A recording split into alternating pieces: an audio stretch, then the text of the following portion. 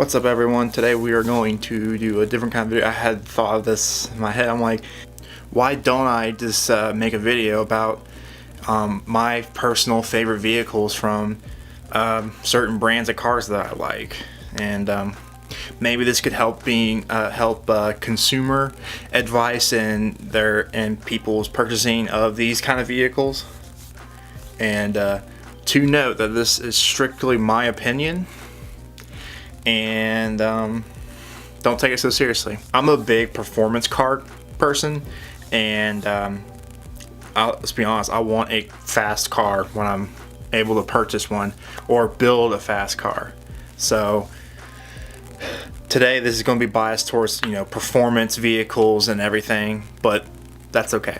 So today we're going to focus on Dodge, and this is my favorite performance vehicles that Dodge has to offer. The first one is obviously the Dodge Charger. The Dodge Charger is offered with many different options, along with the V6 package, the RT, and then the 392 series cars, and then obviously the Hellcat.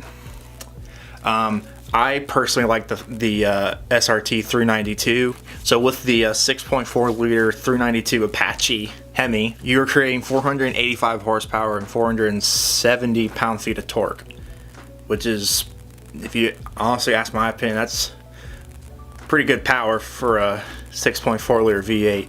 Of course, you know, there is no replacement for displacement. And the only transmission option you have for the Charger is the 8-speed TorqueFlite ZF automatic transmission, which is a great transmission. It's pretty quick for a torque converter transmission, and I would have no problems driving that, as I don't think anyone would, because it does react quickly and it sounds pretty good when you're flooring it and you shift it, and it kind of burbles, and let's be honest, it kind of farts when it does it, which is pretty cool. Next is the Dodge Challenger. If you don't know, the Dodge Charger and Challenger are practically the same car. They're the same car underneath, just the body's different. Comes with the same 392 Hemi.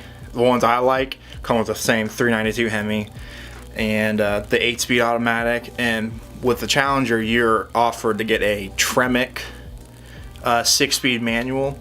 So for all you manual diehards, you have an option there too. Next is the Dodge Viper.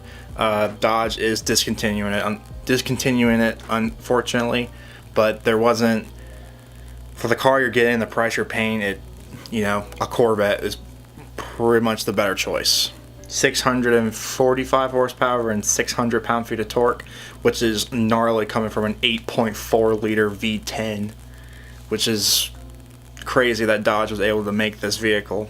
And I'm sure you guys are wondering, why isn't the Hellcat part of this list? Well, I personally think the Hellcat has way too much power for the street, and with its stock 275 rear tires, it to me doesn't seem like a safe vehicle to drive around. And I know in the aftermarket you can put wider wheels on it and better stickier tires on it.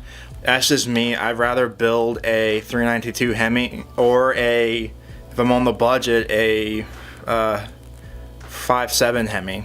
I mean, I just don't think, like, at that power level I would feel much comfortable in a car that has all-wheel drive and or comes with wider, stickier tires from the factory. Now we're going to hop into a segment to where I do want to get more involved in, but right now I don't exactly have the proper vehicle for this kind of application, and that is off-roading. Dodge does offer a few Ram 1500 pickups that are pretty cool. First one will be the 1500 Rebel, which is pretty cool. It's definitely a little taller than a standard Ram 1500 and has more off-roading capabilities, and it looks pretty gnarly too. It's very muscular and bulky, and it looks pretty dang cool. Next is the Ram 2500 Power Wagon. It has the same 6.4 liter Hemi in it to help it move around, and it's pretty interesting that they call it a Power Wagon when it's a truck, but I don't know that much about Mopar. I just like I like newer Dodges nowadays, and they're pretty cool. So can't complain about that, right? I know that's not that many vehicles to talk about. I personally think Dodge should look into, if they're not already looking into. Alright, so I know the Dodge Dart has just been discontinued, and honestly, I don't know why Dodge named it the Dart, because it doesn't exactly pay good homage to the original Dart back in the 70s and 60s. I think they were trying to capture kind of like that young person market, which was really hard to do considering, most young people want, a big V8 muscle car, and from Dodge, a Charger or a Challenger. But I think if Dodge actually made an SRT4 of the Dart, I think it would have sold a little better. And plus, knowing that you can put the Fiat 500 Abarth motor in it and just tune it up, and those are great cars. The Fiat Abarths are great cars, and they have good tuning capabilities. So I feel like Dodge kind of missed out on that. And I know the Rally Dart had the motor, but they didn't I don't think they marketed it quite well. So I think Dodge should really look into, stepping back into like the tuner car market, like they did with the Neon SRT4 and the Caliber SRT4. So all in all, I don't hate the Hellcat. I just probably wouldn't buy one unless it was a really good deal, and I was just like, you know what, why not? I don't hate the 5.7 Hemi, not at all. I just prefer the 6.4 392 because more power, and I just think it's the better option of the three, quite honestly. So thank you for watching this short, quick, random, I guess, kind of video. And if you like these kind of videos, let me know. Hit the like button and share the video, and I'll see you guys in the next one. Peace out.